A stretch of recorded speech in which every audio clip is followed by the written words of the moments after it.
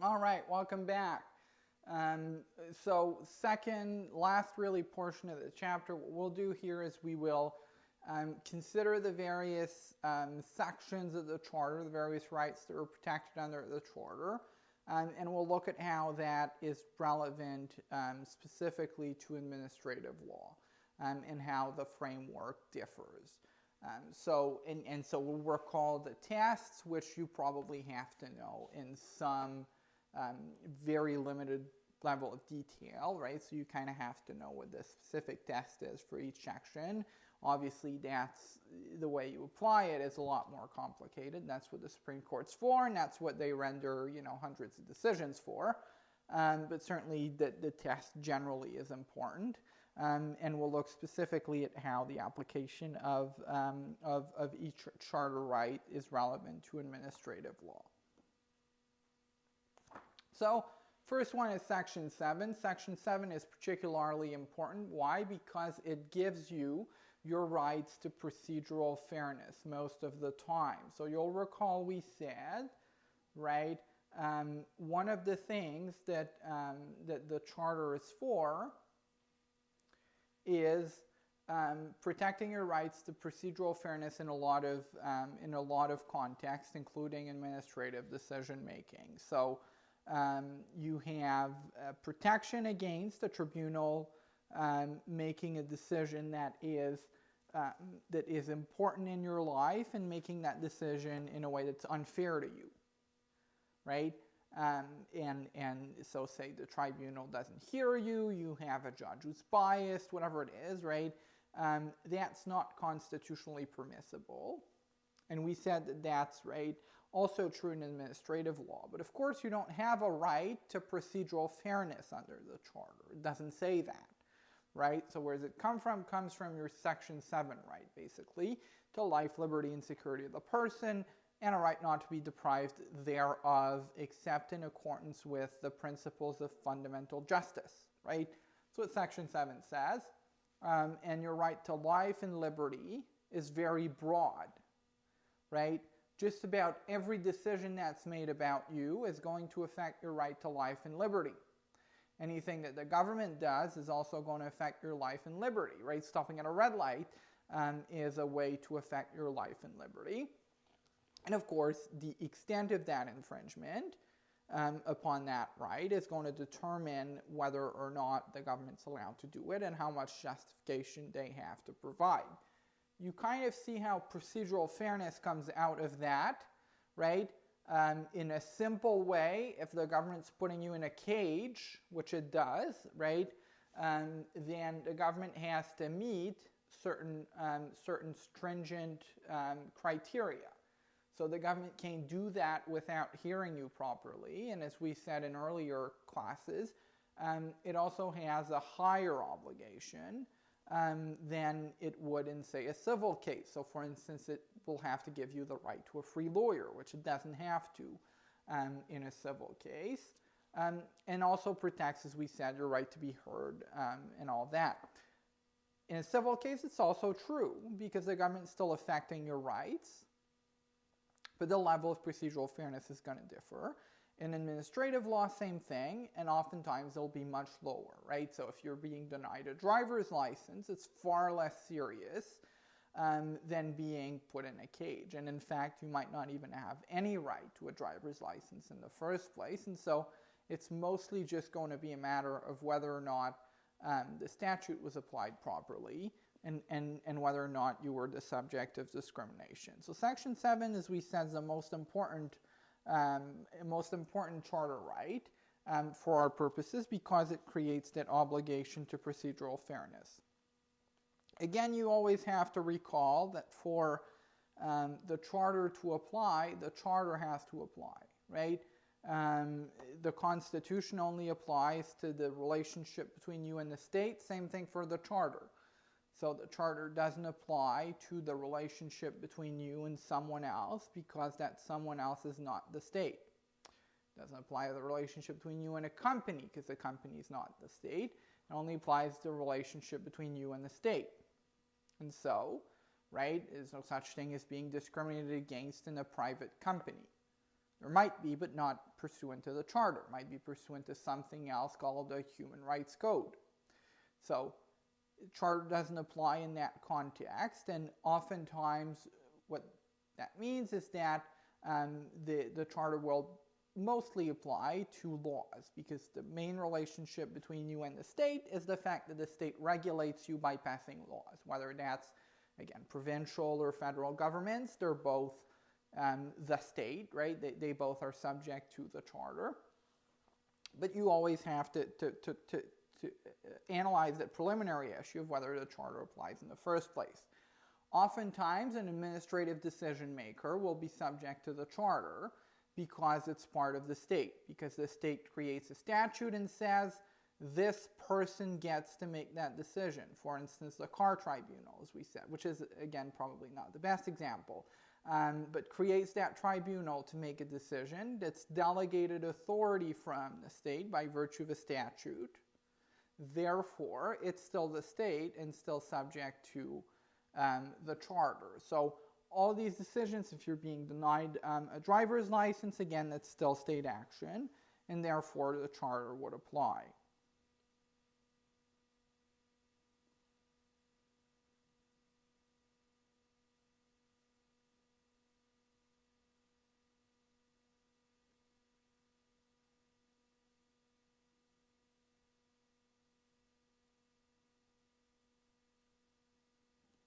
And so it creates that procedural fairness obligation that's also mentioned at page 101.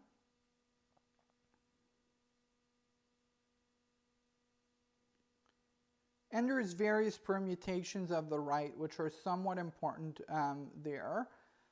So first you have your procedural fairness rights. Then there's the preliminary issue that we discussed in the previous capsule as to whether or not the statute infringes upon the Charter. That's one way. Okay, so that's one thing that can happen. The actual statute, as written and applied, and applicable is more accurate, is in violation of the Charter. That's possible because it violates the Charter right. Other thing that can happen, the administrative process itself can be in violation of the Charter, which is something that you'd claim upon judicial review. So for instance, an administrative decision maker has discretion. They exercise that discretion discriminatorily under Section 15. That's a violation of the Charter, which you claim on judicial review, right? Because the person messed it up. So you won't claim it before them. They're the infringement. So when you have that reviewed by an actual court, then the court would say it was a violation of the Charter. Same thing if your procedural fairness rights are violated. So if you have an administrative decision maker doesn't hear you or is biased. They're applying a valid statute. They're applying it validly. However, the process of doing that, right, is itself in violation of the Charter, namely Section 7, which is your procedural fairness protection. So you have Section 7 is special because it's got two limits in it. So most Charter rights don't have what we call an internal limit to them. They're just a right. So Section 2 says you got a right to freedom of expression. It just says that. So that doesn't have an internal limitation. So what do? We determine whether or not you meet the test for freedom of expression to be protected. Subsequently, we go to a Section 1 analysis, which is the limit, which looks at once your right has been infringed, does the government have a good reason to justify that infringement such that the court will ignore it, which is basically what Section 1 does, right? You've got a good reason, good enough reason, proportionate to the infringement, and then the court's going to ignore an otherwise established constitutional infringement. Section 7 is different because it's got an internal limit. It says you have a right, as I said, to be you have a right to life, liberty, and security of the person, and a right not to be deprived thereof, except in accordance with the principles of fundamental justice. That's an internal limit. So if the government respects the principles of fundamental justice, it can deprive you thereof. That's what the provision says. So it's got an internal limit. Government can get away with it if it is in accordance with the principles of fundamental justice. and then Section 1 also applies. If it's not in accordance with the principles of fundamental justice, then it violates Section 7 of the Charter, and then the government can still get away with it under Section 1.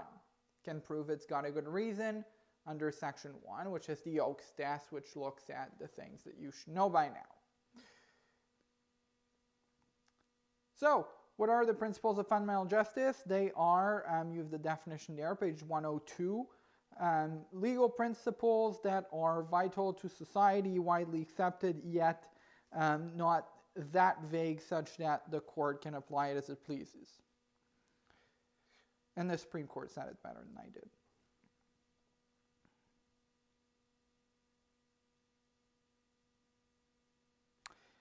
Really, what you have the important stuff is at page 103. Because you have the principles of fundamental justice, they are stuff, again, that you should have learned by now. There are three, right? So you have a definition that gives you the right to more, right? But really there are three by virtue of Canadian case law, which are gross disproportionality. So if the objective being achieved by the government is grossly disproportionate to the charter infringement. So the infringement to life is grossly disproportionate. For instance, government's trying to achieve a good purpose, which is to keep people alive, and it does that by locking everyone up. That's grossly disproportionate because you are limiting people's liberty too much, even though you're doing that for a reason that is legitimate. And that's legitimately related to what you're trying to do. So it is indeed correct that if you lock people up, they won't die. But it's grossly disproportionate. Arbitrariness, it's not related. That's when the government's trying to do something, and then that has absolutely nothing to do with the constitutional rights it's infringing. It's basically kind of an accident. Overbreath is when there's a relationship between the two, but you're catching people who don't have a relationship, and therefore for these people it's not fair. So these are the three principles of fundamental justice under Section 7.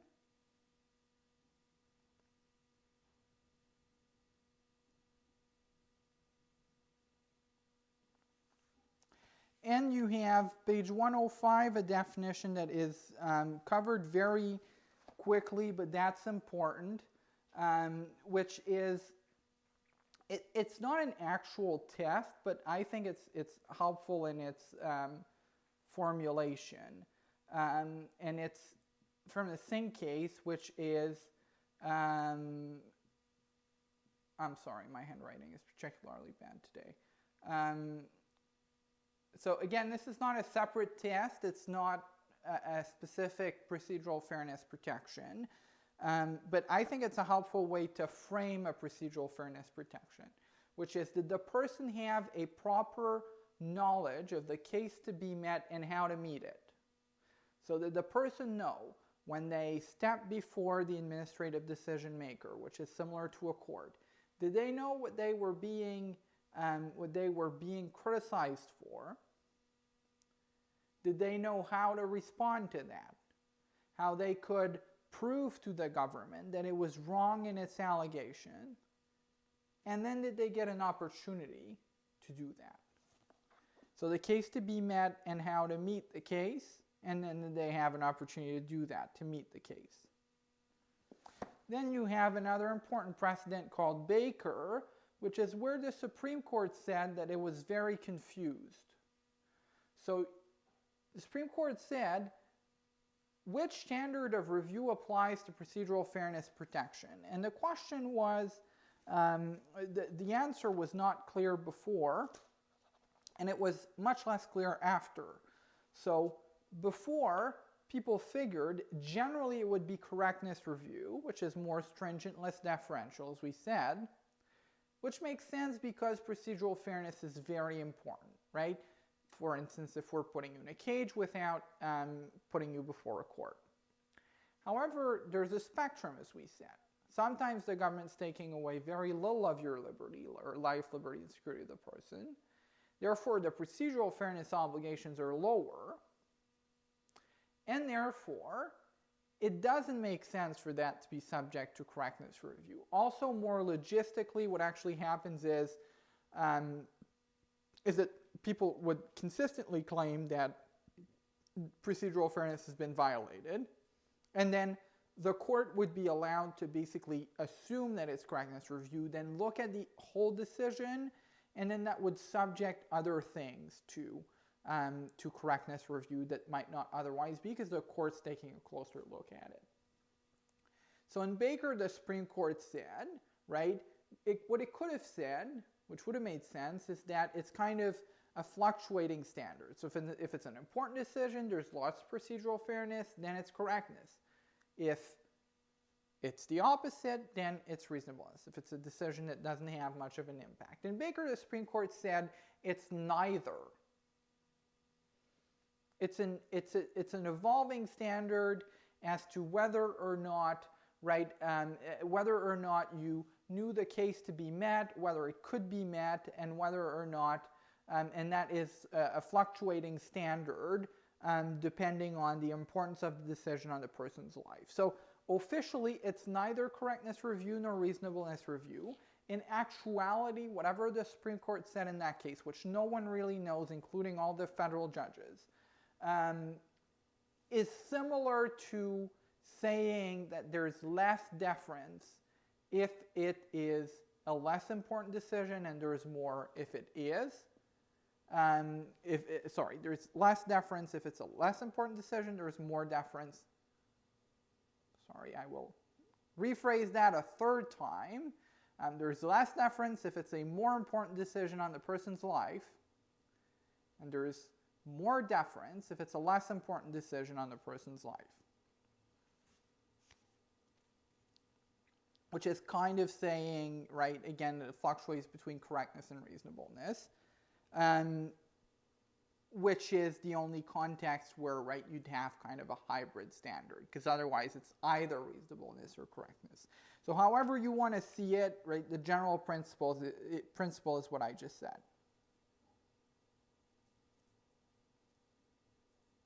And that's at page 108 and following.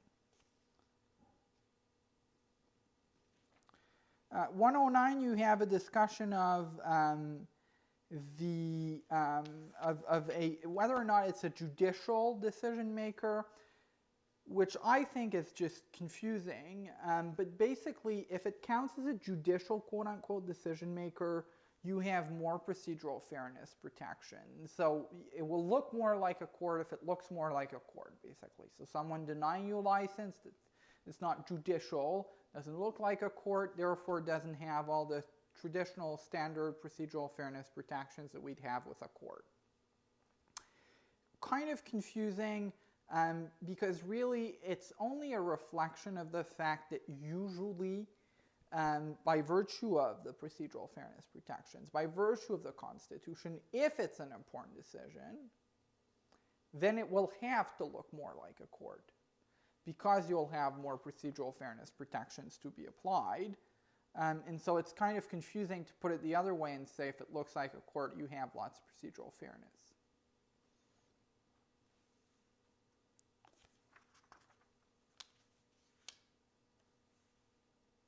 And then you have definitions of, the other portions of that right, which are liberty and security of the person. You can look at that in your own time.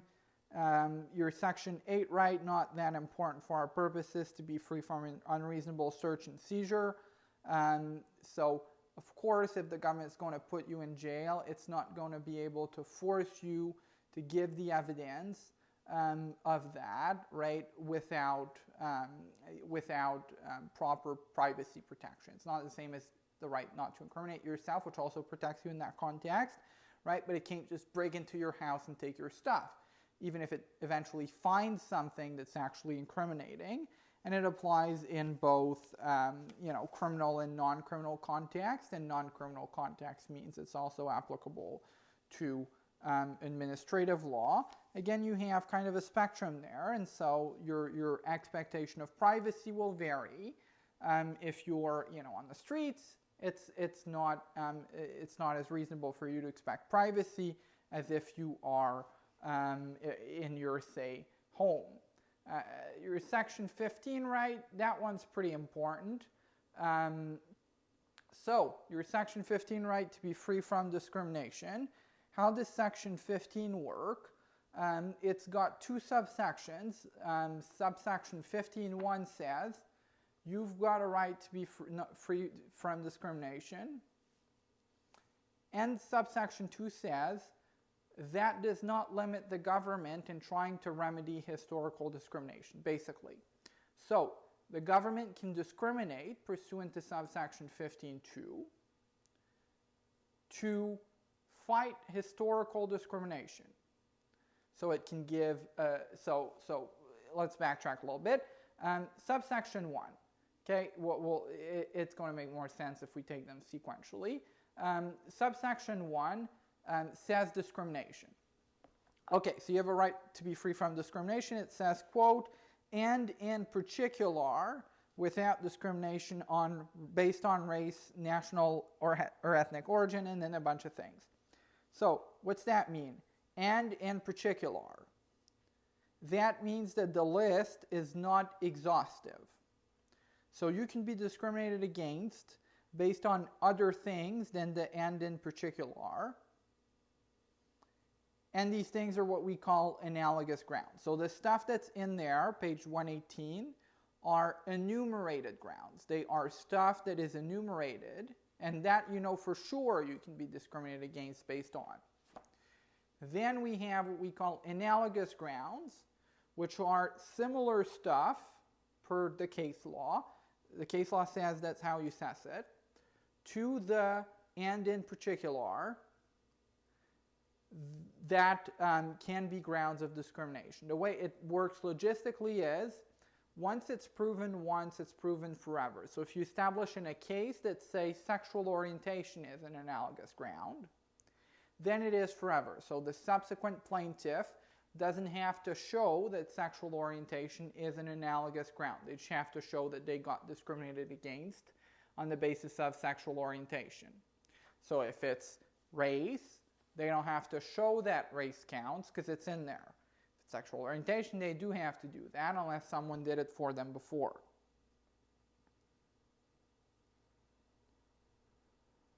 So what does discrimination mean? Generally, it's a distinction that is discriminatory.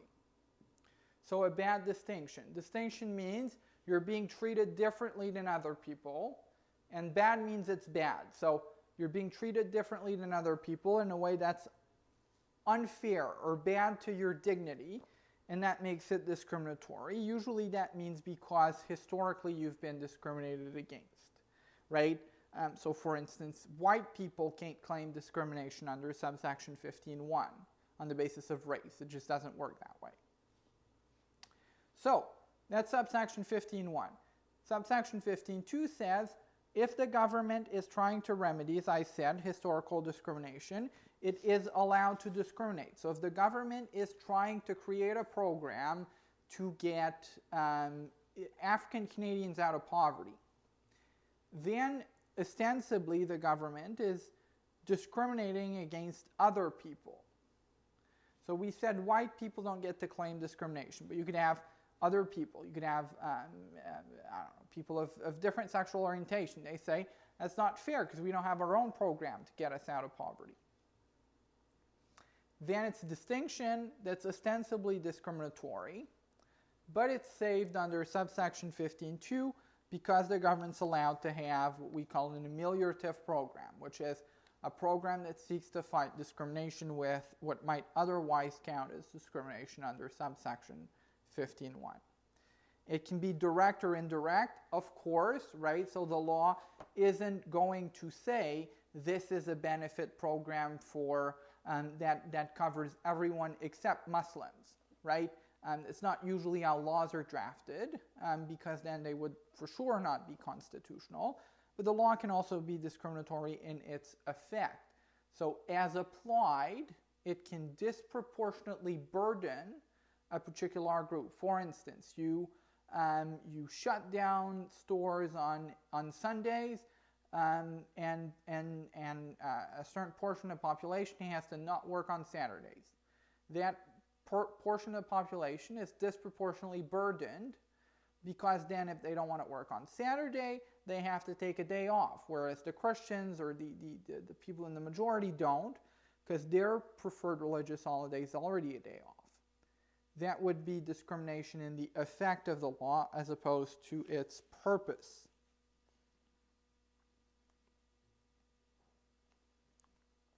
Page 120, again, we reiterate that first, the statute can violate the charter, or the charter can be violated in